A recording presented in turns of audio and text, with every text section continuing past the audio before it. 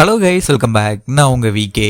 தங்கம் விலை இன்னும் எவ்வளவு குறையும், இப்போ வாங்கலாமா வேண்டாமா அப்படிங்கிற முக்கியமான டாபிக் தான் இந்த வீடியோவில் பார்க்க போகிறோம். ஏன் அப்படின்னா, கடந்த 2 வாரத்துக்கு முன்னாடி தங்கம் நம்ம எதிர்பார்க்காத அளவுக்கு ரொம்பவே ஹைக்காக போய் கிட்டத்தட்ட 97,000 வரைக்கும் போச்சு ஒரு பவுனு. இப்போ பார்த்தீங்கன்னா கடந்த ஒரு வார காலமாக கொஞ்சம் கொஞ்சமாக குறைஞ்சி கிட்டத்தட்ட ஒரு 6,000 ரூபாய் குறைஞ்சி வந்திருக்கு. ஸோ இந்த மாதிரி ஒரு எதிர்பார்க்காத ஏற்றம் வந்துச்சு, அதே மாதிரி கொஞ்சம் கொஞ்சமாக குறைஞ்சிட்டு இருக்கு. ஸோ மறுபடியும் ஏறுமா என்ன ஏதுன்னு தெரியாது. ஸோ இந்த ஒரு சமயத்தில் நம்ம தங்கம் வாங்கலாமா வேண்டாமா, இது எதனால ஏறுச்சு, இந்த மாதிரி இப்போ இறங்கிட்டு இருக்கு அப்படிங்கிற எல்லா டீட்டெயில்ஸையும் தான் இந்த வீடியோவில் பார்க்க போகிறோம். ஸ்கிப் பண்ணாமல் கடைசி வரைக்கும் பாருங்கள், ரொம்ப யூஸ்ஃபுல்லாக இருக்கும். வாங்க வீடியோக்குள்ளே போகலாம். மெயினாக என்ன அப்படின்னா, தங்கம் விலை கடந்த சில நாட்களாகவே குறைந்து வருகிறது. கடந்த ஒரு வாரமாக கிராமுக்கு தங்கம் விலை 10,000 வரை வரலாம் என பொருளாதார வல்லுநர்கள் கூறியுள்ளனர். எனவே இப்போது தங்கம் வாங்குவது சரியானதா என்பது குறித்து பார்ப்போம். ஏன் அப்படின்னா, கடந்த ஒரு வாரத்துக்கு முன்னாடி இல்லை அப்படின்னா 2 வாரத்துக்கு முன்னாடி பார்த்தீங்கன்னா 1 கிராம் 12,000 ரூபாய்க்கு மேலே வரைக்கும் போச்சு. இப்போது கரண்ட் இன்னைக்கு டேட் பார்த்தீங்கன்னா 11,000 ரூபாய் அப்படிங்கிற மாதிரி பக்கமாக வந்துருச்சு. ஸோ இது 10,000 ரூபாய் வரைக்கும் போகலாம் குறைந்து அப்படின்னு பொருளாதார வல்லுநர்கள் கூறியிருக்காங்க. ஸோ இப்போது இந்த ஒரு சமயத்தில் நம்ம வாங்கலாமா, இல்லை இன்னும் கொஞ்ச நாள் வெயிட் பண்ணலாமா, இல்லை அப்படின்னா இதுக்கப்புறம் மறுபடியும் ஏறிடுமா அப்படிங்கிறத மெயினாக பார்க்கலாம். ஃபஸ்ட்டு கோல்டு சில்வர் ப்ரைஸ் இன்னைக்கு என்ன நிலவரம் அப்படிங்கிறத பார்க்கலாம். நாட்டு மக்களின் முக்கிய சேமிப்பாக தங்கம் இருந்து வருகிறது. ஆனால் தங்கத்தின் விலையை பார்த்தால் தலை சுற்றும் அளவுக்கு உயர்ந்துள்ளது. தங்கம் விலை கடந்த சில நாட்களாக குறைந்து வந்தாலும் 2025 ஆண்டு தொடக்கம் முதலே தங்கம் விலை உச்சத்தை தொட்டு வந்தது. 2025 ஆண்டு தொடக்கத்தில் தங்கம் விலை சவரனுக்கு ரூ 65,000 முதல் 70,000 வரை இருந்தது. இந்த இயரோட ஓப்பனிங்ல தற்போது பார்த்தால் ஒரு சவரன் தங்கம் 88,600க்கு விற்பனை செய்யப்படுகிறது. கடந்த 2 வாரங்களுக்கு முன்பு ஒரு சவரன் தங்கம் 90,000, அதாவது ஒரு சவரன் தங்கத்தோட விலை பார்த்தீங்கன்னா 95,000க்கு விற்பனையானது அப்படிங்கிறது இந்த ஒரு சமயத்தில் குறிப்பிடத்தக்கது. அதாவது தீபாவளிக்கு முன்னாடி கிட்டத்தட்ட 95,000 96,000 வரைக்கும் போச்சு இந்த தங்கத்தோட விலை ஒரு பவுன். இப்போ பார்த்தீங்கன்னா கிட்டத்தட்ட இன்னைக்கு தேதிக்கு 88,600 ரூபா இருக்குது. கிட்டத்தட்ட ஒரு 6,000 7,000 ரூபாய் குறைஞ்சிருக்கு. ஸோ இது இன்னும் குறையுமா, இல்லை மறுபடியும் எதிர்பார்க்காத அளவுக்கு இது ரேட் அதிகமாகுமா அப்படிங்கிறது தான் இப்போது நிலவரம். ஸோ இப்போ நம்ம மெயினாக என்ன பார்க்கணுன்னா, தங்கம் விலை இன்னும் எவ்வளவு குறையும் அப்படின்னு பார்க்கணும். ஏன்னா அப்போ தான் இன்னும் குறைஞ்சதுக்கப்புறம் நம்ம வாங்கலாம் அப்படின்னு நிறைய பேர் வெயிட் பண்ணிருப்பீங்க. ஸோ ஆனால் அது குறையுமா அப்படின்னு பார்க்குறதா, இல்லை அதிகரிச்சது போயிருமோ அப்படின்னு யோசிக்கிறதா அப்படிங்கிறது நிறைய பேருக்கு டவுட் இருக்கும். ஸோ இப்போது எவ்வளவு குறையும் அப்படிங்கிறத மெயினாக பார்க்கலாம். தற்போது குறைந்து ரூ 88,600க்கு விற்பனையாகிறது. இன்றைக்கி நிலவரத்துக்கு கிட்டத்தட்ட 88,000லேருந்து 88,700 வரைக்குமே ஒரு சில, அதாவது நீங்கள் சென்னை, ஈரோடு, திருப்பூர், கோயம்புத்தூர் இந்த மாதிரி பார்க்கும்போது கொஞ்சம் வேரியேஷன் வரும். ஆனால் 88,000லேருந்து 88,700 வரைக்கும் இன்றைக்கி தேதிக்கு விற்பனையாகுது. அதே நேரத்தில் அக்டோபர் 17ஆம் தேதி 1 கிராம் 13,277 வரை சென்றது அப்படிங்கிறது இந்த ஒரு தருணத்தில் குறிப்பிடத்தக்கது. அதன் பிறகு மெல்ல மெல்ல குறைந்து 24 கேரட் 1 கிராம் தங்கம் 11,075 ரூபா என்ற ரேஞ்சில் இருக்கிறது.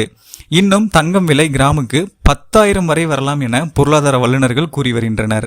நிறைய பேர் பார்த்தீங்கன்னா இது இன்னுமே குறையும், அதுக்கப்புறம் ஒரு பெரிய ஹைக் இருக்கும் அப்படின்னு சொல்லியிருக்காங்க. ஆனால் கம்பல்சரி குறையும் அப்படின்னு குறிப்பிடப்பட்டிருக்கு. அமெரிக்கா பெட்ரோல் ரிசர்வ் வங்கியின் முக்கிய அறிவிப்பு நாளை வெளியாக உள்ள நிலையில் தங்கத்தின் விலை சரிந்துள்ளது. அதே நேரத்தில் அமெரிக்காவிற்கும் சீனாவிற்கும் இடையிலான பதட்டங்கள் தணிந்ததாலும் தங்கம் விலை குறைவுக்கு காரணமாக அமைந்துள்ளது. இந்தியா அமெரிக்கா நாடுகளுக்கிடையே வர்த்தக ஒப்பந்தம் கையெழுத்தாகாமல் இழுபறியில் இருந்து வந்தது.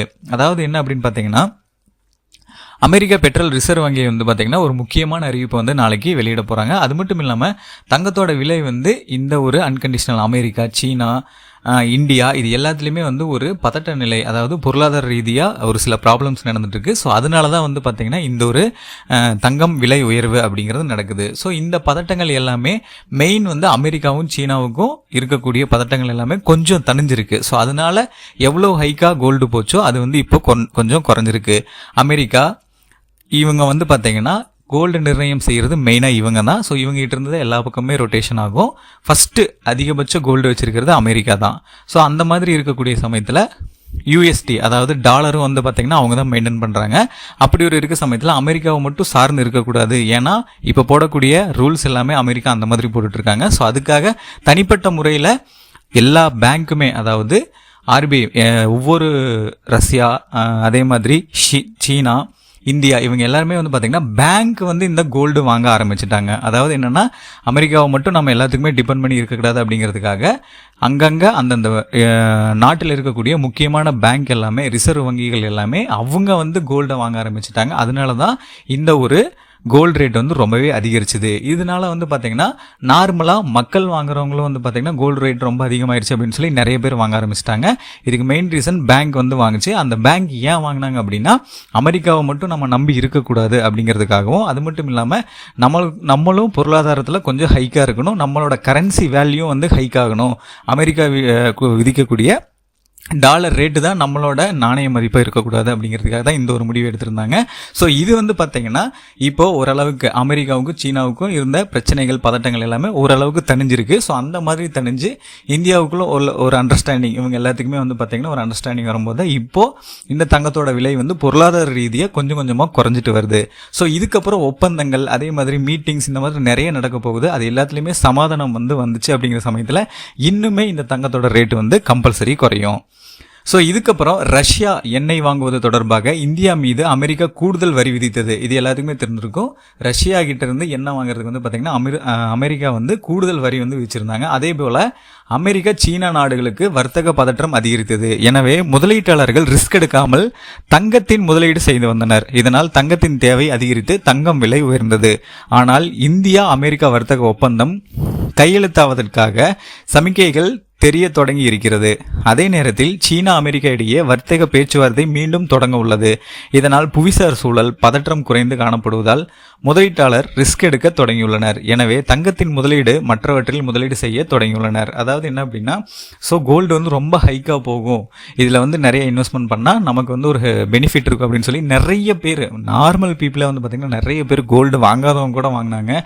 ஆல்ரெடி வாங்கிட்டு இருக்கவங்க இன்னும் நிறைய வாங்க ஆரம்பித்தாங்க. இது எல்லாத்துக்குமே என்ன அப்படின்னா அமெரிக்கா, சீனா, ரஷ்யா, இந்தியா இவங்களுக்குள்ள இருக்கக்கூடிய அந்த பொருளாதார பதட்ட நிலவரங்கள் தான் இந்த ஒரு சூழலுக்கு காரணம். ஒரு 1 மந்த்தில் வந்து பார்த்திங்கன்னா ரொம்பவே ஹைக்காக இருக்கும். அது கடந்த ஒரு 2 மாதத்தில் கிட்டத்தட்ட 20,000 30,000 வரைக்கும் ஹைக்காச்சு. இது எல்லாத்துக்குமே ஃபஸ்ட்டு ரீசன் வந்து இந்த பொருளாதார பிரச்சனைகள் தான். ஸோ இது வந்து இப்போ கொஞ்சம் குறைஞ்சிட்ருக்கு. ஸோ அதனால் இந்த தங்கத்தோட விலையும் வந்து கொஞ்சம் குறைஞ்சிட்ருக்கு.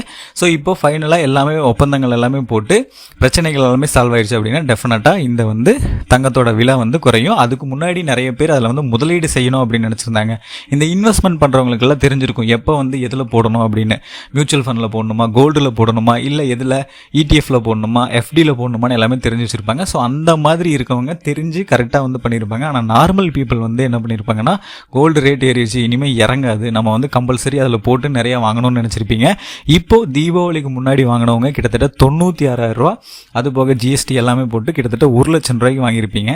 இப்போது இன்னைக்கு தேதிக்கு வந்து பார்த்தீங்கன்னா 88,000, ஜிஎஸ்டி எல்லாமே போட்டாலும் கிட்டத்தட்ட 91,000 92,000 ரூபாய்க்கு நீங்கள் ஒரு பவுன் எடுக்க முடியும். இந்த மாதிரி குறைஞ்சிருக்கு. ஸோ இது இன்னுமே குறையிறதுக்கு வாய்ப்பு இருக்கு. அடுத்ததா தங்கம் இப்போது வாங்கலாமா அப்படின்னு எல்லாத்துக்குமே டவுட் இருக்கும். ஸோ அதுக்கான தெளிவான டீட்டெயில்ஸ் நான் உங்களுக்கு சொல்கிறேன். இதுவும் தங்கம் விலை குறைவுக்கு முக்கியமாக காரணமாக உள்ளது. அதே போல் தங்கத்தின் மதிப்பை பாதிக்கும் மற்றொரு முக்கிய காரணம் அமெரிக்க டாலர். நான் ஆல்ரெடி சொல்லியிருந்தேன்ல, அமெரிக்க டாலருக்கு ஈடான நம்மளோட கரன்சி வேல்யூ என்ன அப்படிங்கிறத பொறுத்து தான் இந்த தங்கமும் வந்து மதிப்பு வந்து பாதிக்குது. அதில் மெயின் என்ன அப்படின்னா, இப்போதைக்கு இன்றைக்கி தேதிக்கு வந்து பார்த்தீங்கன்னா $1 அமெரிக்காவில் அப்படின்னா இங்கே வந்து இந்திய ரூபாய் மதிப்பில் 88 ரூபா கொடுக்கணும் ஒரு டாலருக்கு. ஸோ இதன் அடிப்படையில் அமெரிக்க டாலரின் மதிப்பு உயரும் போது தங்கத்தின் மதிப்பும் உயரக்கூடும். இன்று அமெரிக்க டாலரின் மதிப்பு குறைந்த நிலையில் தங்கத்தின் விலையும் குறைந்துள்ளது. எனவே வரும் நாட்களிலும் தங்கத்தின் விலை குறையும் என பொருளாதார வல்லுநர்கள் கூறி வருகின்றனர். எனவே ரூபாய் 10,000 வரும்போது தங்கத்தை வாங்குவது சிறந்தது என கூறுகின்றனர். அதாவது மெயினாக என்னென்னா, இப்போ வந்து இன்னைக்கு தேதிக்கு ஆல்ரெடி வந்து பார்த்தீங்கன்னா 12,000 12,500 ரூபா ஒரு கிராம் அந்த மாதிரி போயிட்டு இருந்துச்சு. இன்னைக்கு தேதிக்கு வந்து பார்த்தீங்கன்னா 11,000 ரூபா ஆவரேஜாக நான் சொல்கிறேன். 11,000 ரூபா வந்து பார்த்தீங்கன்னா தமிழ்நாடு முழுமைக்கும் தங்கம் ஒரு கிராம் வந்து வித்துட்டு இருக்காங்க. ஸோ இது இன்னும் 10,000 ரூபா வரைக்கும் போக வாய்ப்பு இருக்குது அதிகபட்சமாக.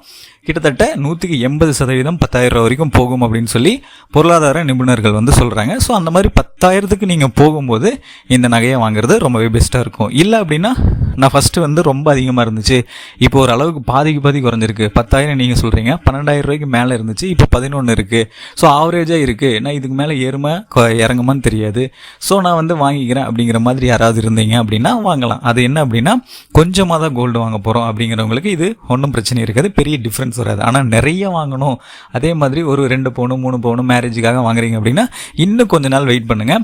100, 200, 300 அப்படின்னு சொல்லி கிராமுக்கும், அதே மாதிரி 3000, 4000 அப்படின்னு சொல்லி ஒரு பவுனுக்கும் அமௌண்ட் வந்து குறைஞ்சிட்டு இருக்கு. ஸோ குறைஞ்சிட்டு மறுபடியும் ஏறும், அந்த ஒரு தருணத்தில் நீங்கள் வந்து வாங்கிடலாம். அதாவது என்னென்னா இப்போ வந்து 11,000 இருக்குது, இதுக்கு கீழே எவ்வளோ போகுது ஒரு நாளைக்கு ஒரு கிராம் அப்படிங்கிறத பாருங்கள். மறுபடியும் அதிலிருந்து ஹைக் ஆகும். First day, second day, third day குறையவே இல்லை, 3 நாளுமே கண்டினியூஸாக ஏறிட்டே இருக்குது அப்படிங்கிற சமயத்தில் கண்டிப்பாக நீங்கள் வாங்கிக்கலாம். அதுக்கப்புறம் குறையாது, ஏற தான் செய்யும். ஸோ அதனால் முடிஞ்ச அளவுக்கு எவ்வளவு குறையுதுன்னு பார்த்துக்கோங்க. அதுக்கப்புறம் மேலே ஏறும்போது நீங்கள் வாங்கிக்கலாம். தங்கம் விலை குறைந்தாலும் அது சீக்கிரமே உயரலாம் என கூறுகின்றனர். குறிப்பாக பொருளாதார மந்தநிலை ஏற்படும் போது தங்கம் விலை மிக வேகமாக உயரும். 2026 தீபாவளிக்குள் தங்கம் விலை 40% வரை உயரக்கூடும் என கூறப்பட்டிருக்கிறது. இது ஒரு குறிப்பிடத்தக்க விஷயம். கிட்டத்தட்ட ஒரு சவரன் தங்கம் விலை ரூ. 1,50,00,000 தாண்டும் என பொருளாதார வல்லுநர்கள் கூறுகின்றனர். இன்றைய நிலவரப்படி சென்னையில் தங்கம் விலை ரூ. 3,000 வரை குறைந்திருக்கிறது. அதாவது ஒரு சவரனுக்கு வந்து பார்த்திங்கன்னா கிட்டத்தட்ட 3,000 வரைக்கும் குறைஞ்சிருக்கு. இதுவே 2026 தீபாவளிக்கு வந்து பார்த்திங்கன்னா திடீர்னு இதோட சதவீதம் வந்து உயரக்கூடும் அப்படின்னு சொல்லியிருக்காங்க. கிட்டத்தட்ட 1.5 லட்சம் கூட போகலாம் அப்படின்னு சொல்லியிருக்காங்க இன்னும் 1 இயருக்கு அப்புறம். அதனால் இப்போ வந்து பார்த்திங்கன்னா கொஞ்சம் குறைஞ்சிட்டு இருக்கு. ஸோ இதுக்கப்புறம் தீபாவளிக்கு அப்புறம் ஹைக் ஆகும். ஏன் அப்படின்னா குறையிறது, தங்கத்தை பொறுத்த வரைக்கும் குறையிறதுன்னு பார்த்தீங்கன்னா 200, 300, 100, 150 இந்த மாதிரி கிராமுக்கு குறைஞ்சிட்ருக்கு. அதுவே ஹைக் ஆச்சு அப்படின்னு பார்த்தீங்கன்னா 200, 400, 600, 800 அப்படின்னு சொல்லி ஒரு கிராமுக்கு ஏறிட்டு போயிட்டுருக்கு. இதுதான் கிட்டத்தட்ட 8,000 ரூபா ஒரு கிராமில் இருந்துச்சு, 13,000 ரூபா வரைக்கும் போச்சு தீபாவளிக்கு முன்னாடி வரைக்கும். ஸோ இந்த மாதிரி ஹைக் ஆகிட்டு இருக்கு. ஸோ குறையும் போது கொஞ்சம் கொஞ்சமாக குறைஞ்சிட்ருக்கு. ஸோ அதனால தான் நான் சொல்கிறேன், கடைசி குறைஞ்சது வந்து லாஸ்ட்டாக எவ்வளோ குறையுது அப்படின்னு பாருங்கள். அதுக்கப்புறம் கொஞ்சம் ஸ்டார்ட் ஆகுது ஹைக்கா அப்படின்னு சொல்லும்போது ஒரு 1 or 2 days வெயிட் பண்ணி இல்லை இதுக்கப்புறம் குறையல அப்படிங்கிற சமயத்தில் நீங்கள் வாங்குங்க, உங்களுக்கு ரொம்பவே பெனிஃபிட்டாக இருக்கும். ஃபைனலாக நான் சொன்ன இந்த டீட்டெயில்ஸ் எல்லாமே உங்களுக்கு ரொம்ப யூஸ்ஃபுல்லாக இருந்திருக்கும்னு நினைக்கிறேன். அப்படி இருந்தால் இந்த வீடியோக்கு லைக் பண்ணிவிட்டு இந்த மாதிரி நிறைய இன்ஃபர்மேஷன் சம்மந்தப்பட்ட வீடியோஸ், பணம் சம்மந்தப்பட்ட வீடியோஸை உடனுக்குடனே தெரிஞ்சுக்கிறதுக்கு நம்ம சேனலை யாரும் சப்ஸ்கிரைப் பண்ணாமல் இருந்தீங்கன்னா மறக்காமல் இப்போயே சப்ஸ்கிரைப் பண்ணிக்கோங்க. அப்படியே பக்கத்தில் இருக்க பெல் பட்டனையும் கிளிக் பண்ணிடுங்க. அப்போ தான் நான் போடுற ஒவ்வொரு பயனுள்ள வீடியோ உங்களுக்கு உடனுக்குடனே நோட்டிஃபிகேஷன்லாம் வந்து சேரும்.